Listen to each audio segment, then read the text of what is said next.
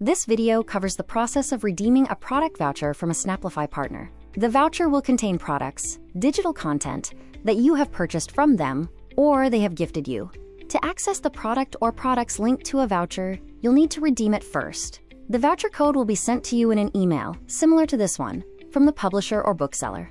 Next, navigate to redeem.snapplify.com in your web browser or click on the link in your email. Then sign in using your Snapplify account. If you're a new user, click on Not Registered. You'll be redirected to the Snapplify account creation page. Select Publisher Voucher if you receive the voucher from a publisher, or Bookseller Voucher if received from a bookseller. Enter your voucher code received from the publisher or bookseller and click the Redeem button. Ensure that the products on the voucher is what you have expected to receive. Click on Redeem.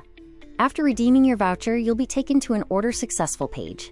There, you'll be reminded that you'll need the Snapplify Reader app to access your products. Click on the Download App button to download the Snapplify Reader if you do not have it downloaded yet. Once you've downloaded the Snapplify Reader, make sure to sign in with the same Snapplify account you used to redeem the voucher. Your products will be ready for you to enjoy. Happy reading!